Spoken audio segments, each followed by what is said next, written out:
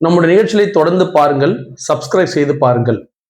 இன்று சட்டமன்றத்துல எதிர்க்கட்சிகள் கேட்ட அனைத்து கேள்விகளுக்கும் நம்முடைய மதிப்பிற்கும் மரியாதைக்கும் உரிய திரு தமிழகத்தின் முதல்வர் திரு ஜோசப் விஜய் அவர்கள் ஒரு பதிலுரை கொடுத்தாங்க. இந்த பதிலுரை ரொம்ப 100% விஜய் அவர்களுடைய ரசிகர்களுக்கு ஏற்றது போல, அந்த ரசிகர்கள் கொண்டாடும் விதமாக, அந்த ரசிகர்கள் ரீல்ஸ் போட்டு என்ஜாய் பண்ற அளவுக்கு அந்த மாஸ் மென்டாலிட்டி கொண்ட அந்த ரசிகர்களுக்கு ஒரு விருந்தாக அமைந்தது இந்த அவருடைய பதிலுரை. இந்த பதிலுரையில நான் ரொம்ப வெளிப்படையாக இதை கேட்டு நம்மளுடைய வீடியோ யாருன்னா விஜய் ரசிகர்கள் பார்த்தாங்க அப்படின்னா, அவர் பேசியதிலேயே உங்களுக்கு எது புரிஞ்சுது, எது உங்களுக்கு ரொம்ப அட்டகாசமா ரீச் ஆச்சு அப்படின்னு நீங்களே உங்களுக்கு கேள்வி கேட்டுங்க. எது ரீச் ஆயிருக்கும் அப்படின்னா, அவர் கடைசியில காமிச்ச ஆக்ஷன் கண்டிப்பா எல்லாருக்குமே அது விஜய் ரசிகர் ரொம்ப ரொம்ப ரொம்ப பிடிச்சிருக்கும். அதுக்கு முன்னாடி அவர் சொன்ன சில பஞ்ச் டைலாக்குங்க ரொம்ப பேருக்கு விருப்பமா அமைஞ்சிருக்கும். கடைசி ஒன்னோட ஸ்பீடா பேசுனது, ஆமாங்க நாங்க அதை செய்வோம் இதை செய்வோம்னு சொல்லிட்டு ஒரு எதுகை மோனையில பேசின சில விஷயங்கள் எல்லாமே அவங்க கண்டிப்பா விஜயோட ரசிகர்கள் கண்டிப்பா பிடிச்சிருக்கும். அவர் இந்த ஸ்பீச்சை அந்த சட்டமன்றத்தில் இருக்கிற 234 பேருக்காக பேசல. இது கண்டிப்பா லைவ்ல ஓடுதுன்னு அவருக்கு தெரியும். எப்ப எதிர்கட்சிகள் பேசும்போது மாசா இருக்குமோ அப்ப அழகா என்ன பண்ணியாச்சு, நேரலை கட் பண்ணியாச்சு. இன்னைக்கு முழுக்க முழுக்க திரு விஜய் அவர்களுடைய ஷோ தான் இருந்திருக்கும் சட்டமன்றத்துல. இன்னைக்கு லைவ் அழகா போட்டு அவரு அந்த 234 பேருக்கும், சட்டமன்றத்தில் இருக்கிற 234 பேருக்கும் அவர் கேட்ட கேள்விகளுக்கு அவர்களின் வாயிலாக பதில் சொல்வதா இருந்தா அவர் பேச்சு வேற மாதிரி இருந்திருக்கும். எப்படின்னா எப்பயும் போல அமைதியா உட்காந்து லெப்டையும் ரைட்டையும் பார்த்துட்டு இருந்திருப்பாரு. ஆனா இன்னைக்கு அவருக்கு கிடைச்ச லக்கு என்ன அப்படின்னா, அவருடைய பேச்சை தமிழக மக்கள் அனைவருமே எதிர்பார்த்து காத்துட்டு இருந்தாங்க. காரணம் என்னன்னா, கிட்டத்தட்ட அவர் பெற்ற வெற்றிக்கு அப்புறமா சட்டமன்றத்துல அவர் எதிர்கட்சியில் இவ்வளவு கேள்வி போட்டு தொலைச்சிருக்கிறாங்க. அவர் எப்படி பதில் சொல்ல போறாரு, அவருடைய மேடை பேச்சு எப்படி இருந்தது அப்படின்னு சொல்லி பதில ஒரு எக்ஸ்பெக்டேஷன் இருந்தது. இப்ப சட்டமன்றத்துல பதிலுரை எப்படின்னு சொல்லி உண்மையா தமிழக மக்கள் எல்லாத்தையுமே ஒரு எதிர்பார்ப்பு, அந்த எதிர்பார்ப்பை பூர்த்தி செஞ்சார்னா கண்டிப்பா செஞ்சார், எந்த மாற்று கருத்துமே கிடையாது. அவர் யாரை பூர்த்தி செய்தார்னா, அவருக்கு வாக்களித்த 35% மக்களுக்கும், அவருக்கு வாக்களித்த அந்த 1,72,00,000 பேருக்கும் எதற்காக வாக்களித்தாங்கன்னு நம்மளுக்கு இது வரைக்கும் தெரியல. அந்த மாஸ் மென்டாலிட்டி உள்ள ரசிகர்கள் கிட்டத்தட்ட 13% நம்ம எத்தனை சொல்லிட்டோம், 8-12% அந்த மாஸ் ரசிகர்களுக்கு ஏத்த மாதிரி அந்த பதில் கண்டிப்பா அவங்களுக்கு பிடிச்சிருக்கும். அதை மீறிய மற்ற அவருக்கு வாக்களித்தவர் நிச்சயமா இன்னும் நம்மளுக்குள்ள தம்பட்ட அடிச்சு தான் இருப்பாங்க. இல்ல நம்ம வாக்களித்தவர் கண்டிப்பா சரியான ஆள் தான், நம்ம வாக்களிச்சு யாருமே நம்ம செஞ்ச தப்ப சீக்கிரம் ஒத்துக்கிறது இல்ல. அது ஒருவேளை சென்ற முறை திமுக வாக்களித்தாலும் சரி, அதிமுக வாக்களித்தா இருந்தாலும் சரி, நம்ம வாக்களித்த கட்சி அவர் சீக்கிரம் விட்டு கொடுத்துட மாட்டோம். கொஞ்சம் லேட் ஆகி வேற வழியெல்லாம் விட்டு கொடுத்தவங்க எல்லாம் அடுத்த முறை ஆட்சி மாறுறது எப்பயுமே நடக்காத ஒரு செயலா இருக்கும். ஒரு தடவை ஒரு கட்சிக்கு நம்ம ஓட்டு போட்டுட்டோம் அப்படின்னா அந்த தவறை நம்ம திருத்துறோம் 5 வருஷம் கழிச்சு. அதனாலதான் வேற ஒரு கட்சி ஆட்சிக்கு வருது. அது போலதான் இப்ப தாவேக்காக்கு வாக்களித்த வாக்காளர்கள் வாக்களிச்சு இது வரைக்கும் 2 மாசம், இன்னையோட 2 மாசம் கரெக்டா முடிவடையுது. வாக்களித்த ரிசல்ட் எல்லாம் அப்புறம் பார்த்துப்போம். அவங்க வாக்களித்து கிட்டத்தட்ட 60 நாள் முடிஞ்சிடுச்சு. இந்த 60 நாள்ல திரு விஜய் அவர்கள் திருச்சியில ஒரு கட்சி மீட்டிங் மாதிரி ஒண்ணு பேசினாரு. அதுக்கு அடுத்த ஒரு மாஸ் ஸ்பீச் இந்த சட்டமன்றத்துல பேசுனது. ரெண்டுத்துக்கும் எதுவும் வித்தியாசம்லாம் ஒண்ணும் கிடையாது. அங்க கட்சி மீட்டிங்ல என்ன பேசினாரோ அதையே தான் இங்க சட்டமன்றத்திலயும் பேசியிருக்கிறாரு.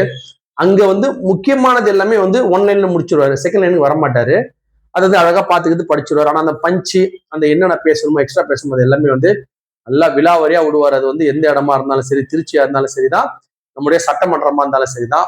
ஒண்ணு அந்த வேன் இல்ல, வேன் மட்டும் இருந்திருந்துன்னா அவருடைய பேச்சு முழுமையா மக்கள்கிட்ட இன்னும் போய் ரீச் ஆயிருக்கும். அப்பதான் அவங்களுக்கு என்ன இப்ப டவுட்னா, இப்போ அவர் பேசுறது சட்டமன்றம் தானே, அது எல்லா இடமும் ஒரே மாதிரி தானே பேசணும், அவர் பேசல ஒன்னும் வித்தியாசம் இருக்கு இல்லையா அப்படின்ற மாதிரி தான் அவருக்கு வாக்களித்து கண்டிப்பா பார்ப்பாங்க. இப்ப பொதுமக்கள்லயே பல பேர் என்ன பண்ணுவாங்க, இது ஒரு வித்தியாசமான ஸ்பீச்சா இருக்கு, சட்டமன்றத்துல இந்த மாதிரி எல்லாம் பேசுறாங்க.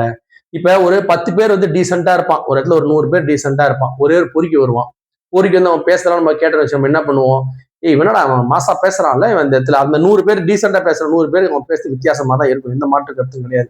ஒரு இடத்துல எல்லாமே பொறுக்கிங்களா இருக்கிறாங்க.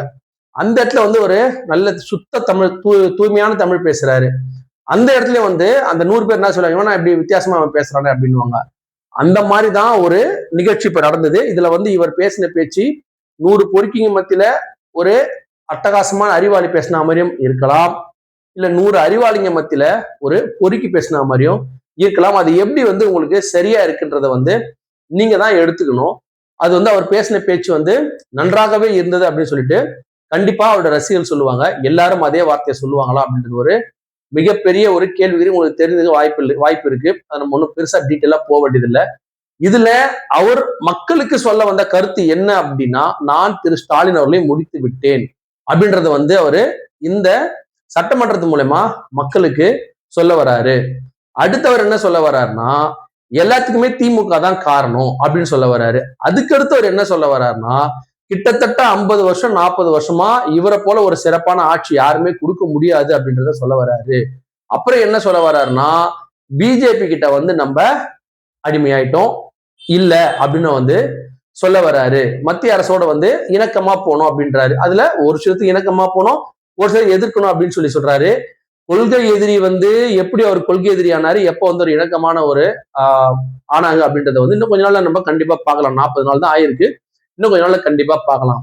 நமக்கு வந்து ஒரு சீசன்ல வந்து ஒரு மைண்ட் இருந்தது, இவரெல்லாம் நம்ம ஆட்சி செய்யறத வந்து நம்ம தமிழ்நாடு பார்க்கணுமா அப்படின்னு சொல்லிட்டு. இப்ப கண்டிப்பா பார்க்கணும்னு தோணுது. ஏன்னா இந்த வாக்களித்த மக்கள் வந்து இந்த மாதிரியான ஒரு சட்டமன்றத்துல எல்லாருமே என்ன சொல்றாங்க, காமராஜர் கக்குன்னு, அதெல்லாம் வேணாம், அதெல்லாம் ரொம்ப பெரிய ஆளுங்க, அவங்க எல்லாம் விட்டுருங்க. இப்ப லேட்டஸ்டா மக்களுக்கு தெரிஞ்சவங்களே வச்சுங்க, திரு ஸ்டாலின் அவர்களுடைய உரை, அது வந்து எப்படியாப்பட்ட உரையா இருந்தாலும் சரி, நக்கலோ நையாண்டியோ எப்படியாப்பட்ட உரையா இருந்தாலும் அதற்கென்று ஒரு மாண்பு அந்த சட்டமன்றத்தில் ஒரு காலேஜ் ப்ரொஃபஸர் ஒருத்தர் இருக்காருங்க.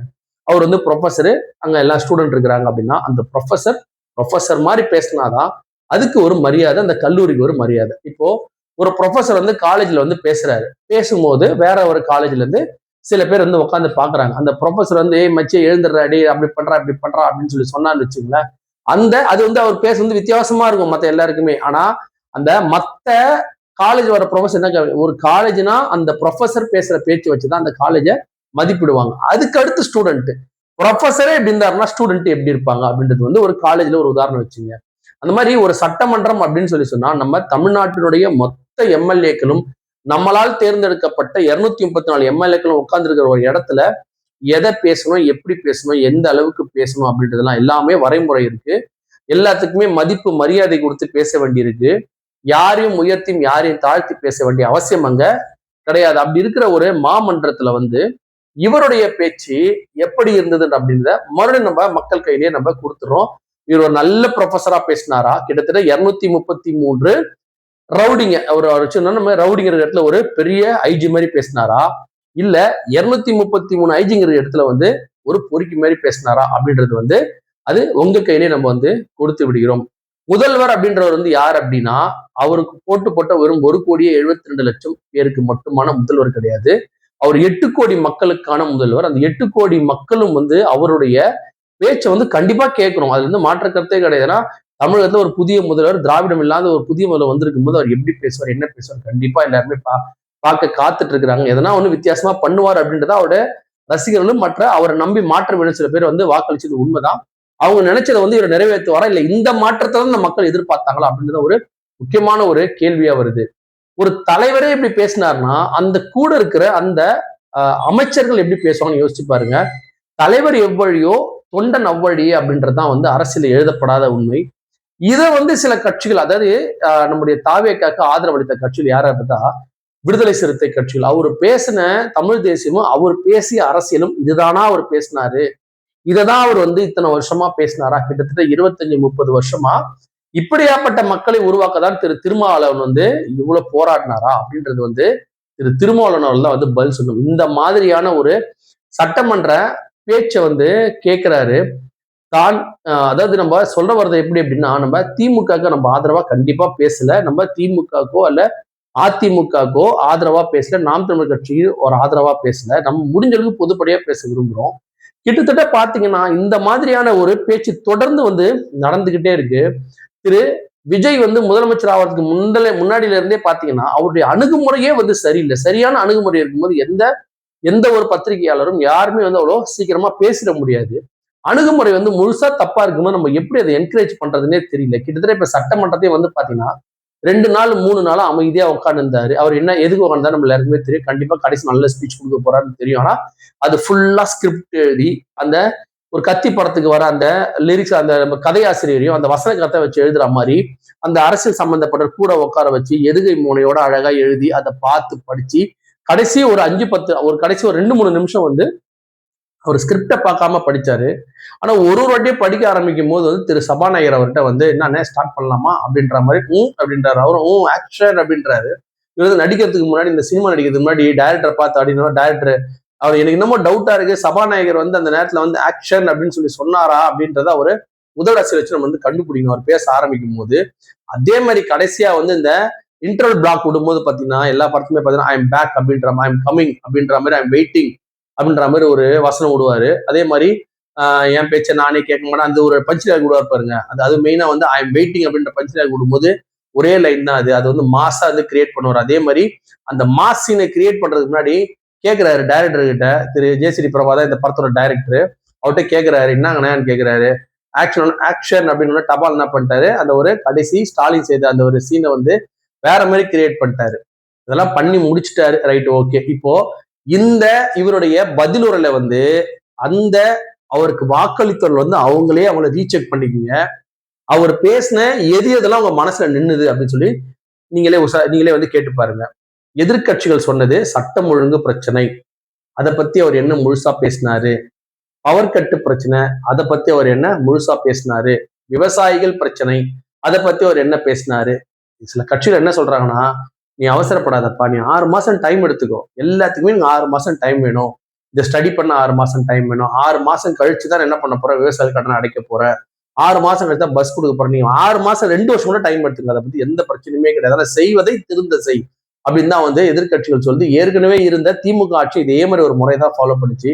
சொன்னதை முழுசா செய்ய மாட்டாங்க, வேற வேற மாதிரி செய்வாங்க, பாதி செய்வாங்க பாதி செய்ய மாட்டாங்க. அதேதான் இப்ப கூட அவர் பாத்தீங்கன்னா அந்த மோதிரம் தாய்மாமன் சீருன்னு சொல்லிட்டு என்ன பண்ணிட்டாரு, எல்லாமே கப்சா கப்சா, வெறும் கப்சா, கவர்மெண்ட் ஹாஸ்பிட்டல்ல பிறகுற குழந்தைகள் மட்டும் அப்படின்ட்டாரு. இது வந்து முதல்ல சொன்னாரா, எல்லாருக்குமே நான் தாய் மாமன், அப்ப பிரைவேட் ஹாஸ்பிட்டல்ல பிறகுறவங்க எல்லாம் வந்து தாய் மாமன் சீர் கிடையாது, அவருடைய தாய் மாமன் இவருக்கு கிடையாதுன்னு அவரே சொல்லிடுறாரு.